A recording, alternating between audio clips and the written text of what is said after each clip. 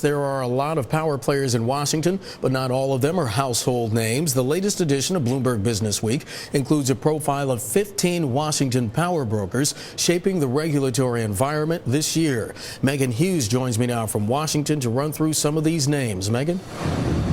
Hey there, Mark. Good afternoon. Now, at the top of our list, Cass Sunstein. He's the Obama administration's regulations czar, so he's in charge of all of the rules. That's why conservatives have put him at the top of their enemies list. Fox commentator Glenn Beck actually called him the most dangerous man in America. Now, he's kept a pretty low profile at the White House. The Obama administration knows he's controversial. In the past, he's written about things like permitting lawsuits on behalf of animals, but he's also behind some pretty innovative ideas for regulating, things like giving letter grades for car fuel efficiency, a smartphone app to get product recall information by taking a picture of the barcode, and another project, flyontime.us. It uses government data to track on-time flight performance. So as I mentioned, he's had a pretty low profile, but you're going to be seeing a lot more of him. He's actually going to be testifying before Congress on regulations next week. Megan, Mark? we hear a lot about the big role lobbyists play in D.C. Do you have a lobbyist to watch?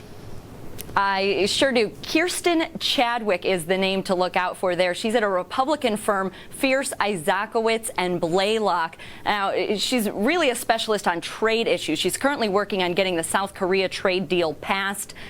She's been working on trade issues since NAFTA. She represents companies including Ford, Home Depot, J.P. Morgan Chase, and she's really got a lot of Republican credentials. She started out in the first Bush administration as an intern at the age of 22. She came back when his son was elected as a congressional liaison. So she's got a lot of ties to Capitol Hill and Capitol Hill Republicans in particular. And I would guess the question is, any on that list have any major impact on business?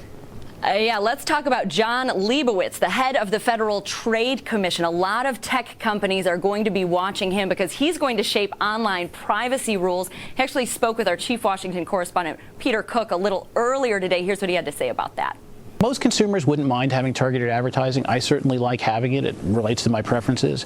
But having said that, consumers ought to have choice, and that's something we believe in, and we've been very heartened by the support we've gotten from industry so far.